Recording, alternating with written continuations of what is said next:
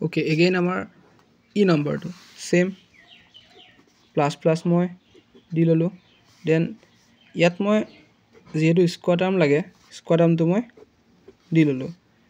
ইয়াত মই কি দেখা পাইছো যে মই কি কৰিব পাৰো ইয়াত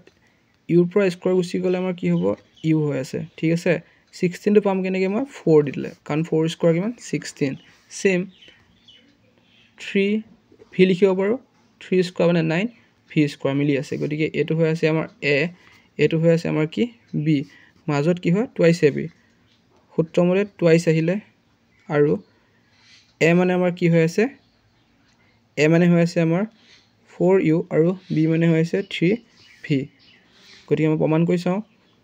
4 দুগুণ 8 8 3 গুণ 24 uv তো আমাৰ মিলি আছে তে প্লাস প্লাস আছে গতিকে কি হ'ব a plus b whole square then দুবাৰ লিখি দিলে আমাৰ হৈ গল কামটো 4u plus 3v next question এই কোৱেশ্চনটো আমাৰ ইয়াৰ নিচিনা হৈ থকা নাই ইয়াত আমাৰ তিনটা টাৰ্ম হৈ আছে ইয়াত আমাৰ কি হতে চাৰিটা হৈ আছে গতিকে আমি ইয়াক কি কৰিব পাৰো প্ৰথম চাম মই একে কিবা আছে নেকি ইয়াত দেখা পাইছো মই 7p স্কয়াৰ ইয়াত দেখা পাইছো মই 18p স্কয়াৰ গতিকে 7টা p স্কয়াৰ আৰু 18টা p স্কয়াৰ কিমান হ'ব 8 7 15 মানে কিমান 25p স্কয়াৰ আৰু মই কি কৰিম এই -70pq টো মাজলৈ লৈ আহিম আৰু 49q স্কয়াৰটো কাখলে লৈ গলো দেন এতিয়া আমাৰ আগৰ নিচিনা হল নে ইয়াৰ নিচিনা হৈ গল তো আমি ইয়াক এতিয়া কি কৰিব লাগিব স্কয়াৰ চিনবোৰ আমাৰ সেমে থাকিব চিনবোৰ সালসলনি কৰিব লগা আমাৰ নাই এতিয়া মই যদি চাও ইয়াক মই স্কয়াৰ টাৰ্ম লিখিব হলে কি লিখিম 5p স্কয়াৰ কাৰণ 5 স্কয়াৰ 25 আৰু p স্কয়াৰ তে আমাৰ মিলি গল 49 টো আমাৰ কি হ'ব 7 লিখিব পাৰো q তো 7 স্কয়াৰ মিন্স 49 আৰু q স্কয়াৰটো মিলি গল গতিকে এটো হৈছে আমাৰ a এটো হৈছে b গতিকে মাজত twice a b twice a মানে আমাৰ 5p আৰু b মানে 7q কৰি চাও 5 দুগুণ 10 10 7 গুণ 70 লগত pq তে আমাৰ এখিনলৈ কাৰেক্ট আছে একো ভুল নাই তাৰ পিছত এতিয়া আমাৰ আগৰ নিচিনা জাস্ট অলপ খলনি হ'ব কেনেকে ইয়াত আমাৰ কি আছিল প্লাস প্লাস কিন্তু আমাৰ ইয়াত কি আহিলে মাইনাস প্লাস তে আমি সূত্ৰকেইটা আকৌ চাও সূত্ৰকেইটা আমাৰ কি আছিল যেতিয়া প্লাস প্লাস থাকে এখিনিত a square plus twice b plus b square হয় দেন কি হয় a plus b whole square এতিয়া আমাৰ কি আছে a square minus twice ab plus b square then আমাৰ কি হ'ব a minus b whole square তো ইয়াত আমাৰ কি হ'ব a minus b whole square a মানে কি হৈ আছে আমাৰ 5p মাইনাস b মানে হৈ আছে আমাৰ 7q হোল স্কয়াৰ আৰু স্কয়াৰ টাৰ্ম থকাৰ কাৰণে আমি কি লিখিম দুবাৰ লিখি দিম 5p 7q কেবাৰ লিখিম দুবাৰ 5p 7q দুবাৰ লিখিলে আমাৰ এনসাৰটো হৈ গল ওকে নেক্সট টু চাও আমি আমাৰ কি হ'ব এগেইন চিনবোৰ একে প্লাস প্লাসে থাকিব এতিয়া মই 81 টো কি লিখিব পাৰো 9 স্কয়াৰ আৰু ইয়াক মই যদি চাও স্কয়াৰ টাৰ্ম লিখিবৰ কাৰণে কি হ'ব পাৰে ab আছে মই ab লিখি ললো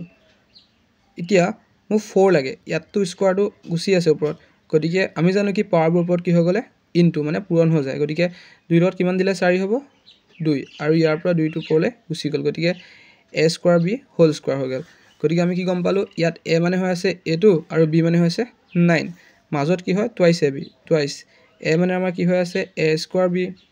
আৰু b মানে হৈ আছে আমাৰ 9 গতিকে আমি পালো কি a square plus twice ab plus b square তে আমাৰ কি হৈ যাব এনসাৰটো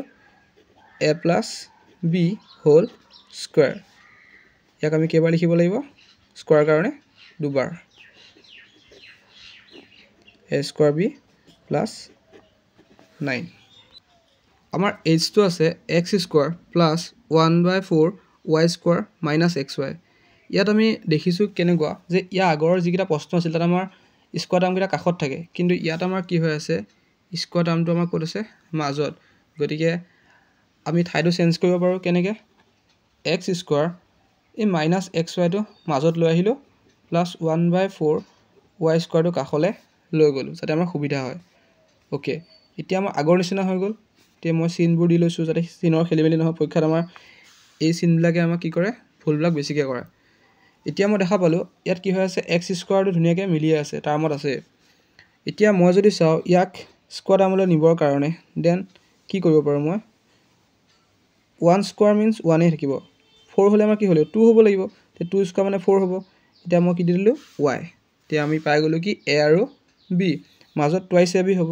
টুৱাইস a মানে আমাৰ x b মানে 1/2 y তে আমি পাই গলো কি a square minus twice ab plus b square তো এটো কৰিলে আমাৰ কি হৈ যায় a minus b whole square আৰু আমি জানো আমি জি লৈকে কৰিছো কি কৰিব লাগে স্কয়াৰ থাকা মানে কি দুবাৰ পাতিব লাগে জিৰো টাৰ্ম থাকে তে আমাৰ কি হ'ব x - 1/2 y আমাৰ i টো আছে 9/16 x square plus xy plus 4/9 y square তো এনেকুৱা হলে আমাৰ কি কৰিব লাগে সেম আমি প্লাস প্লাস দি ললো এতিয়া মই কি কৰিব লাগিব যেহেতু মোক স্কয়াৰ টাৰ্ম লাগে স্কয়াৰ মই দি লৈছো দেন ভগ্নাংশ আছে আৰু এখিন x আছে ঠিক আছে এতিয়া মই যদি চাও 9 টো কি স্কয়াৰ কৰিলে হয় 3 16 টো কি হয় 4 দেন আমি পাই গলো এটো ইফালে কি হ'ব সেম প্ৰসেস ভগ্নাংশৰ কাৰণে চিন দি ললো কি 4 পাম কি হত 2 স্কয়াৰ 9 পাম কি হত 3 স্কয়াৰ আৰু y থাকি গল আমাৰ গতিকে এই টাৰ্মটো হৈ গল আমাৰ a এই টাৰ্মটো হৈ গল আমাৰ কি b মাজত টুৱাইস ab টুৱাইস a মানে 3/4 x আৰু b মানে 2/3 y গতিকে কি হৈ গল আমাৰ a square plus twice ab plus b square তো এটো কৰিলে আমাৰ কি হয় a plus b whole square তো আমি কেইবাৰ দিব লাগিব দুবাৰ 3/4x plus 2/3y আৰু এবাৰ কি হ'ব plus 2/3y